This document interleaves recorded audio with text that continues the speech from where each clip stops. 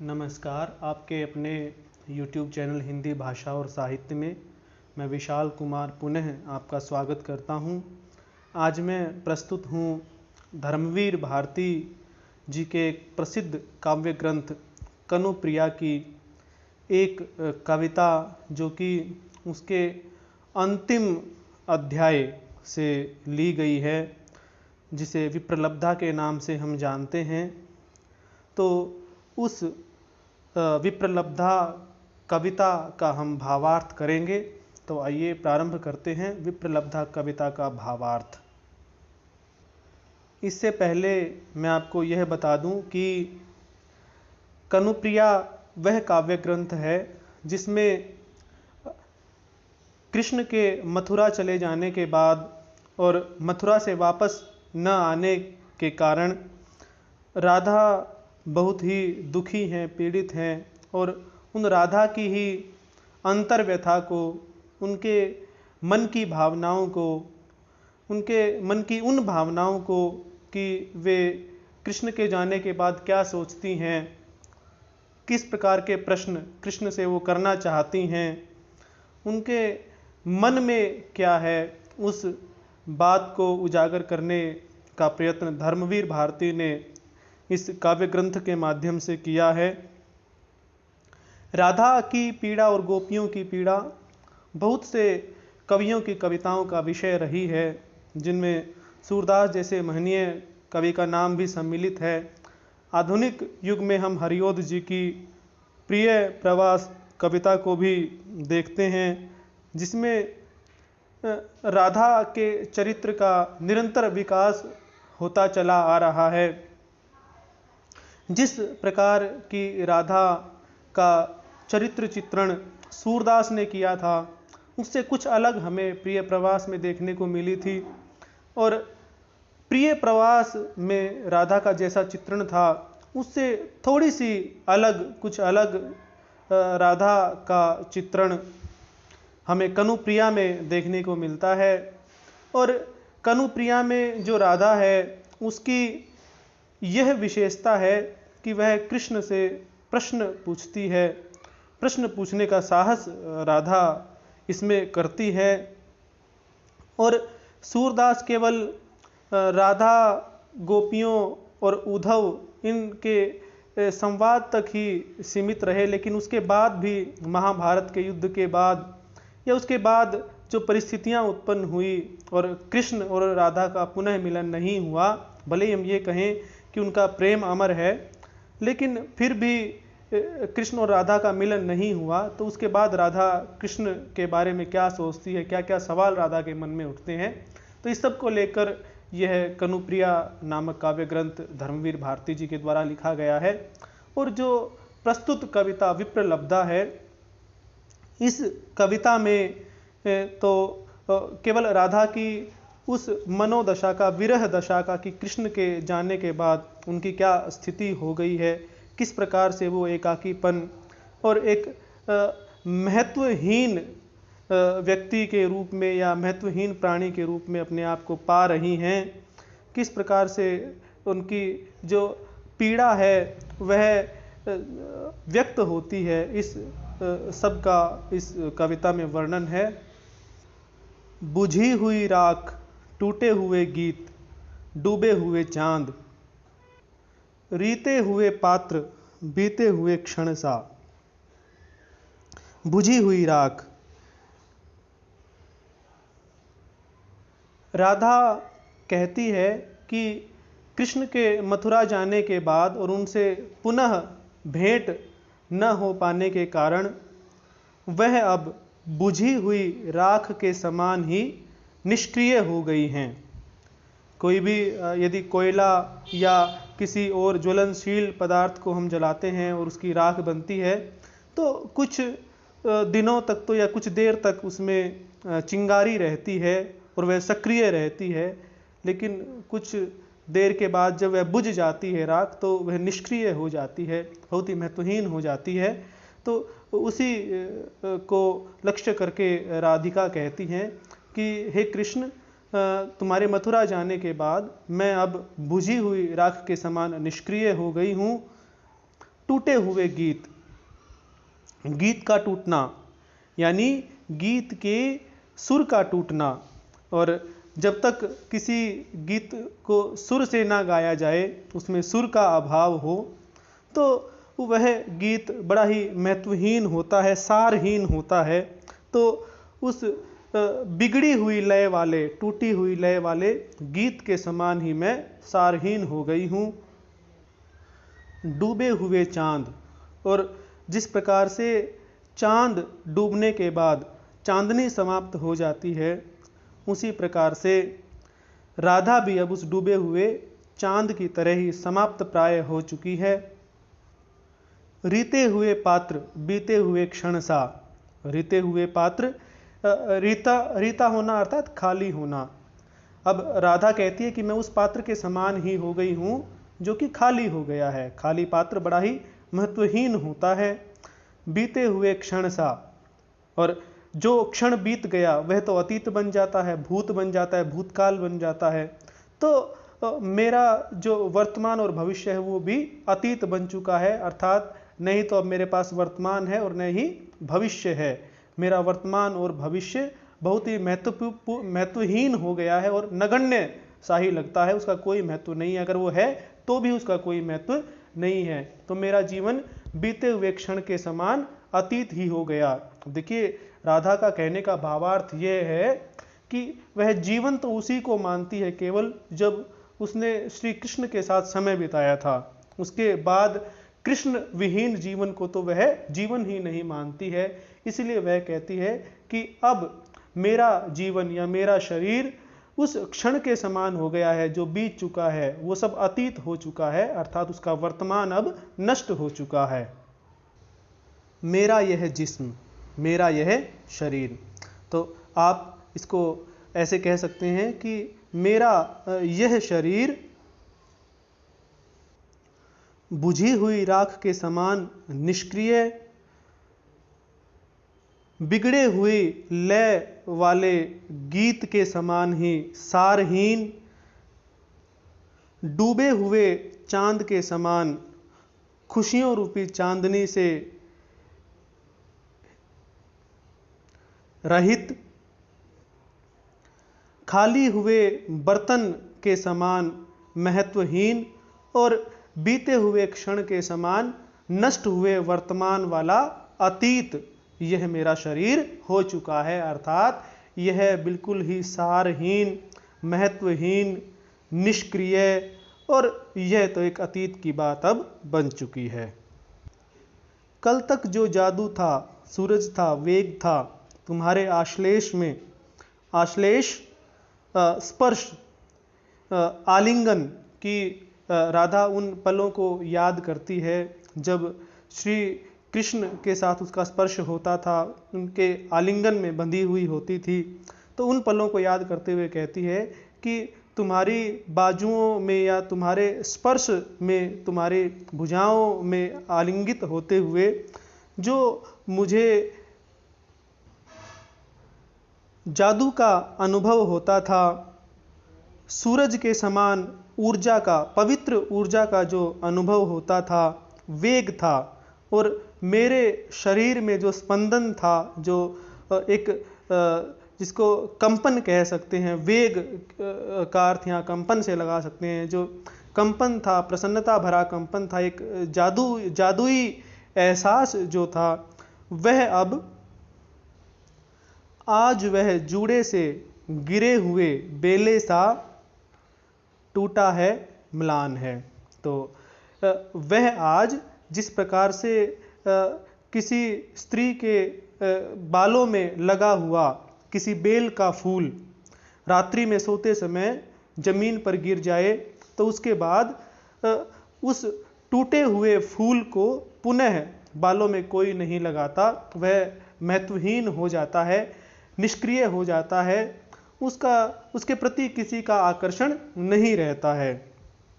कहने का भाव यह है कि वह राधा जो कभी श्री कृष्ण के आलिंगन में एक जादुई स्पर्श का, एक सूर्य के समान पवित्र ऊर्जा का और एक स्पंदन का अनुभव करती थी, वही शरीर आज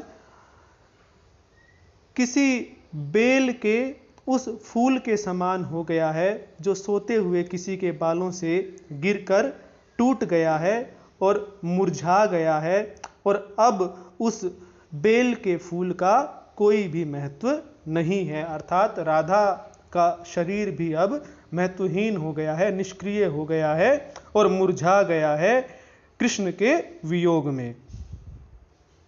दुगुना सुनसान है, बीते हुए उत्सव सा, उठे हुए मेले सा। और अब तो उसका जो जीवन है, उसका जो शरीर है, वह दोगुना सुनसान हो गया है, एकाकी हो गया है, बिल्कुल ही एकाकी हो गया। वो बिल्कुल अकेलापन महसूस करती है, उसे चारों ओर संसार में कोई भी अपना नहीं दिखाई देता है। इसके बाद राधा अपनी स्थिति की तुलना उस स्थिति से करती है कि जब कोई उत्सव समाप्त हो जाए और उस उत्सव समाप्त होने के बाद जिस प्रकार से उदासी छा जाए, जिस प्रकार से चारों ओर नीरवता छा जाए, या किसी मेले के उठ जाने के बाद जहाँ सुनसान हो जाए, बिल्कुल एकाकीपन हो जाए, तो राधा कहती है कि कृष्ण के जाने के बाद मेरा जीवन इस प्रकार से सुनसान हो गया है जिस प्रकार से उत्सव समाप्त होने की स्थिति में सुनसानपन दिखाई देता है, या मेला उठने पर जिस प्रकार से वह स्थान सुनसान हो जाता है, एकाकी हो जाता है, उसी प्रकार से राधा का जीवन भी कृष्ण के जाने के बाद हो गया है। मेरा यह जिस्म टूटे हुए खंडहरों के उजाड़ अंतःपुर में। खंडहर ऐसा कोई भवन या महल जो बड़ी ही जर्जर स्थिति में हो गया है, टूट फूट गया है, उसमें कोई रहता नहीं है, वैसे ही पड़ा, उसे खंडहर कहते हैं। और उजाड़ अंतःपुर, उजाड़ जहाँ पर कोई आता जाता ना हो, निर्जन स्थान, उसको उजाड़ कहते हैं। और अंतःपुर जहाँ किसी महल में रानियों का निवास स्थान होता है, उसे अंतःपुर कहते हैं। छूटा हुआ एक साबित मणि जड़ित दर्पण सा, कि राधा कहती है कि ये मेरा जिस्म, मेरा ये शरीर अब उसी दर्पण की भांति हो गया है जो कि किसी खंडहर में, टूटे हुए खंडहर के किसी निर्जन अंतःपुर में, रानियों के निवास स्थान में छूट गया हो। कि आप कल्पना कीजिए कि कोई टूटा हुआ खंडहर है और उसमें भी एक उजाड़ अंतःपुर है, कोई निर्जन जहाँ पर कोई भी नहीं है, ऐसा अंतःपुर है, रानियों के रहने का स्थान है, और उसमें कोई मणियों से जड़ा हुआ दर्पण हो, मणियों से जड़ा हुआ दर्पण हो, तो उसके समान राधा का शरीर हो गया है। अब जो वो दर्पण है जो कि टूटे हुए खंडहर में किसी उजाड़ अंतःपुर में है, वह बड़ा ही महत्वहीन है, क्योंकि उसमें अपना रूप देखने के लिए कौन आएगा, उसमें अपना रूप देखने के लिए कोई नहीं आएगा। तो उसी दर्पण के समान ही राधा का शरीर भी अब महत्वहीन हो गया, उसे अपना जीवन भी महत्वहीन लगने लगा है, वह उस दर्पण के समान हो गई है, जिसमें अब ना तो कोई उमंग है, ना कोई उत्साह है, ना कोई ऊर्जा है, ना कोई सक्रियता है। तो उसी दर्पण के समान ही उसका शरीर भी अब हो गया है। आधी रात दंश भरा बाहुहीन, दंश कहते हैं सर्प को के पास दंश होता है, तो इसलिए यहाँ पर दंश का अर्थ है सर्प, और बाहुहीन भुजाओं से रहित। प्यासा सर्पीला कसावेग, कसावेग यानी कि तनाव, जिसे जकड़ लेता है अपनी गुंजलक में, गुंजलक होता है घेरा, कुंडली।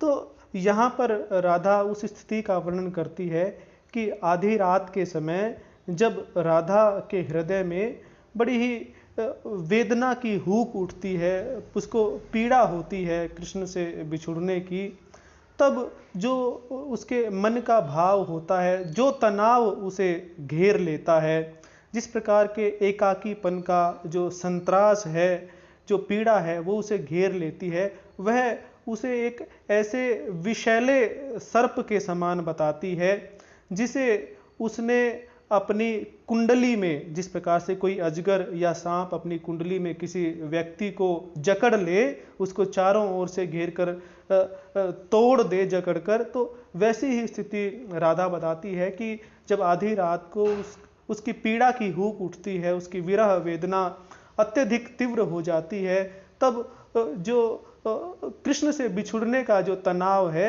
वह उसे एक विषैले सर्प, और ऐसा विषैला सर्प जिसकी भुजाएं नहीं हैं, केवल सर्प की भुजाएं नहीं होती हैं, तो पहले तो कृष्ण उसे अपने भुजाओं में जकड़ते थे, लेकिन आज के दिन वो जो तनाव रूपी सर्प है, जो कि भुजाहीन सर्प है, तनाव रूपी भुजाहीन जो विषैला सर्प है, वह उसे अपनी जकड़न में, अपनी कुंडली में जकड़ लेता है, उसके राधा के शरीर को।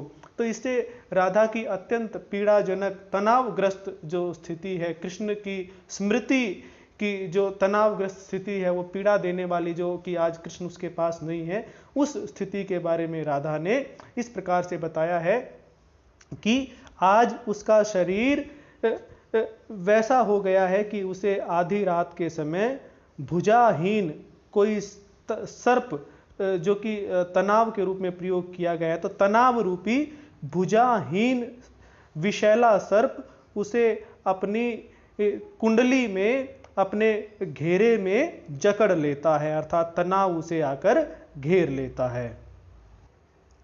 अब सिर्फ मैं हूं यह तन है और याद है, कि अब तो सिर्फ मेरा ये शरीर बचा है और कहने को मैं हूं, लेकिन मेरे अंदर कोई सक्रियता, कोई रस या कोई आनंद या कोई ऊर्जा शेष नहीं रह गई है, और केवल कृष्ण की याद ही बची है। अब जीवन में किसी प्रकार का कोई उत्साह उमंग नहीं है। खाली दर्पण में धुंधला सा एक प्रतिबिंब मुड़ मुड़ लहराता हुआ मतलब बार बार वही दिखे। तो दर्पण में कि अब तो मेरा जो ये शरीर है यह ऐसा हो गया है कि मानो किसी खाली दर्पण में बार बार मैं अपनी ही जो बीती हुई जिंदगी है, उस बीती हुई जिंदगी की ही यादों को बार बार देख रही हूँ। मुझे अपना वर्तमान इस जीवन रूपी दर्पण में नजर नहीं आ रहा है। अब तो केवल इस जीवन रूपी दर्पण में बीती हुई स्मृतियां ही बार बार लहराती हुई आ रही हैं, या बार बार उनका ही स्मरण होता रहा है। वर्तमान अब बिल्कुल ही समाप्त हो गया है। यहाँ हम निज को दोहराता हुआ, यानी स्वयं को ही दोहराता हुआ, यानी कि जो राधा की पिछली स्मृतियां हैं वे बार बार उसके मनः पटल पर, उसके मस्तिष्क में बार बार अपने आप को दोहराती रहती हैं। उसे अब और किसी भी बात की सुध नहीं है, और निरंतर वह अपने जीवन की कृष्ण के साथ बिताए गए उन पलों की स्मृति ही करती रहती, वे पल ही बार बार स्वयं को दोहराते रहते हैं। कौन था वह जिसने तुम्हारी बाहों के आवृत्त में गरिमा से तनकर समय को ललकारा था? कौन था वह? अब राधा कृष्ण से ही पूछती है प्रश्न। भले ही कृष्ण उसके सामने नहीं है, लेकिन वह कृष्ण से यह प्रश्न पूछना चाहती है कि हे कृष्ण, तुम ही बताओ कि वह कौन था जिसने तुम्हारी बाहों के घेरे में, आवृत का अर्थ है घेरे, जिसने तुम्हारी बाहों के घेरे में गरिमा से तनकर समय को ललकारा था, अर्थात जिसने तुम्हारी बाहों के घेरे में आकर वह इतनी गौरवान्वित महसूस कर रही थी कि जिसने समय को भी चुनौती प्रदान कर रही थी। क्योंकि कृष्ण जो है वो स्वयं काल से भी बढ़कर हैं, और जो समय की गति है वो कृष्ण के कारण ही है। और जब कृष्ण राधा की भुजाओं में घिरे हुए थे, उसकी भुजाओं में थे, तो इसका मतलब था कि स्वयं राधा ने स्वयं जो है वो काल को अपनी भुजाओं में घेर लिया है, उसने काल को भी चुनौती दी है।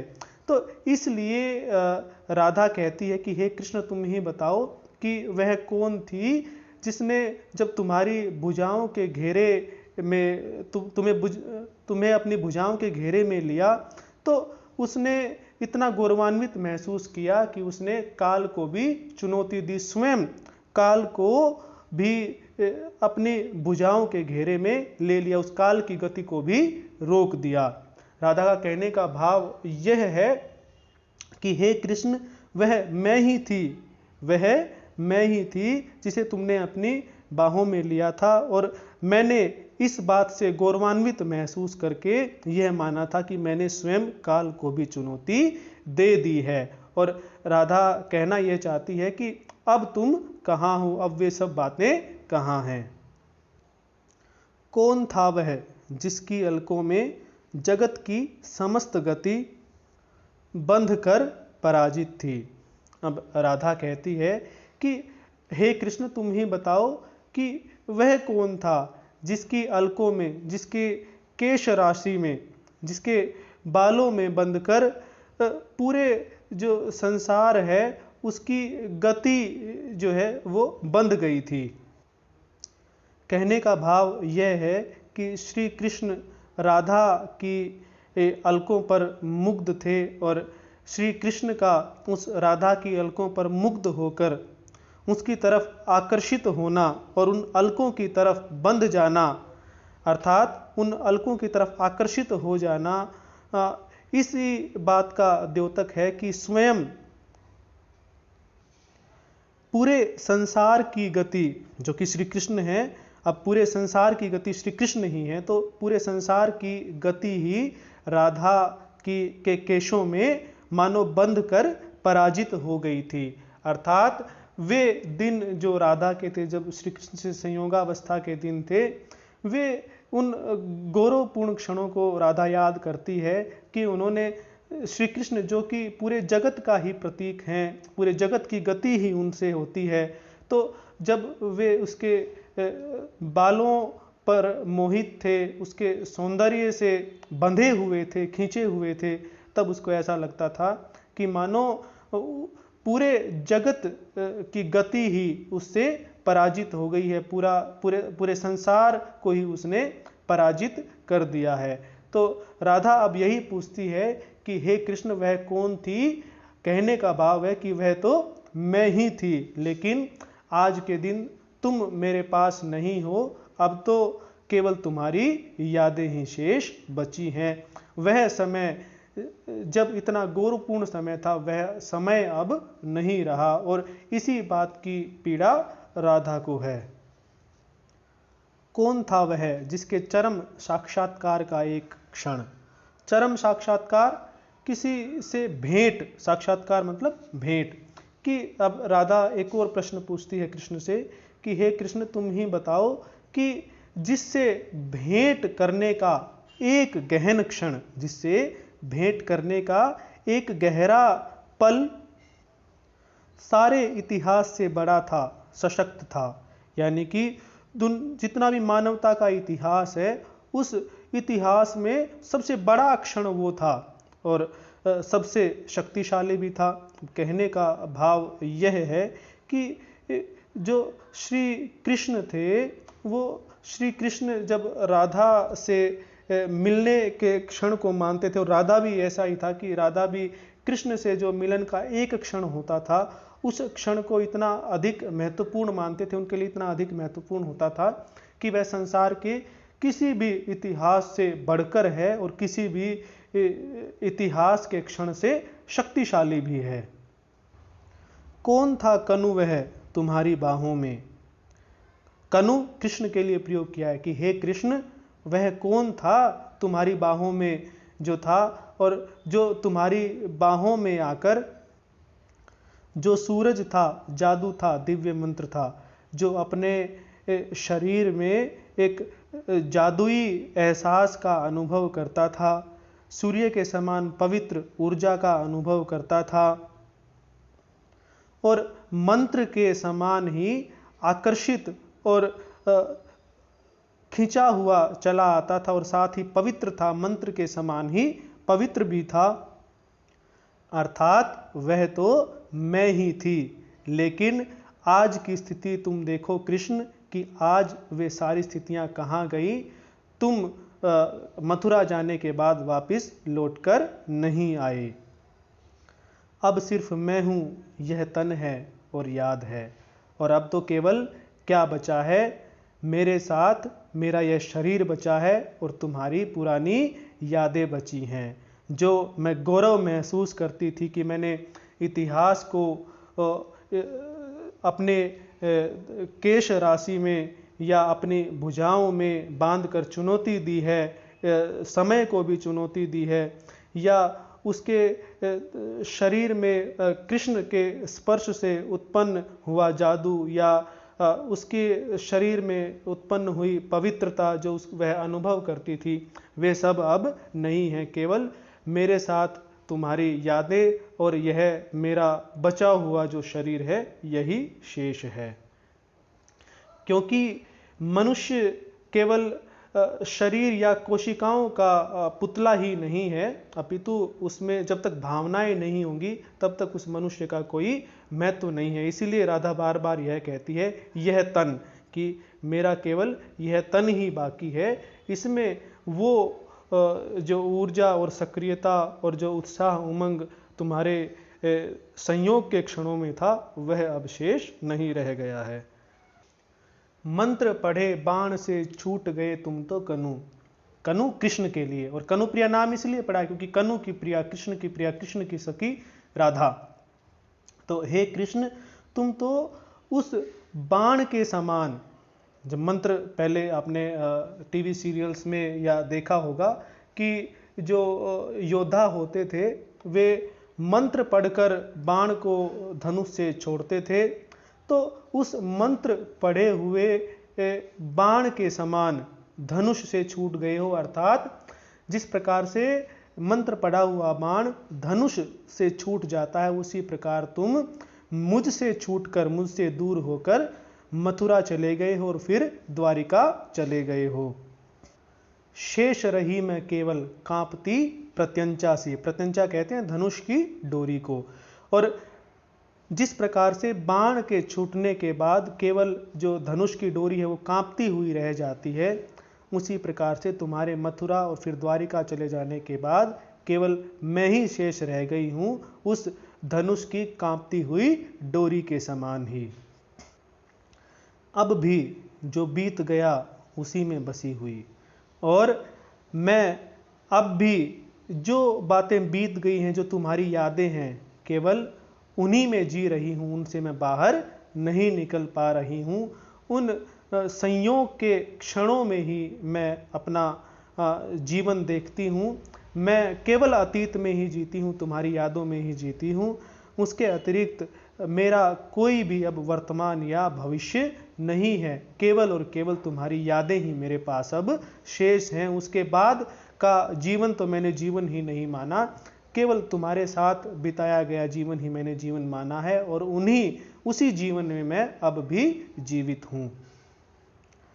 अब भी उन बाहों के छलावे में कसी हुई, और अब तो मुझे तुम्हारे वो बाहों का जो कसाव था, जो तुम मुझे भुजाओं में आलिंगित करते थे, आलिंगन करते थे, वो जो कसाव है वो अब मुझे एक छलावा सा लगता है। और उसी भ्रम में कि मैं अब मानसिक रूप से कभी कभी ये मानती हूँ कि तुमने मुझे अपनी बाहों में ले रखा है, तो उसी छलावे में, उसी तुम्हारी भुजाओं के कसाव की स्मृति में, उसी जकड़न में मैं स्वयं को अब भी कभी कभी महसूस करती हूँ। उसी बंधन में, तुम्हारी स्मृतियों के बंधन में ही मैं आज भी स्वयं को पाती हूँ।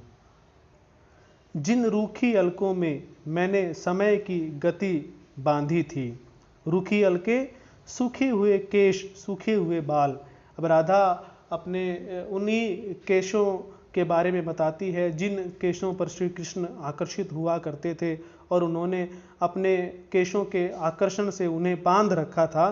तो जिन केशों से मैंने समय की गति को भी बांध लिया था, कृष्ण को भी बांध लिया था, हाँ, उन्हीं काले नाग पाशों से दिन प्रतिदिन, क्षण प्रतिक्षण, बार बार डसी हुई अब सिर्फ मैं हूं यह तन है।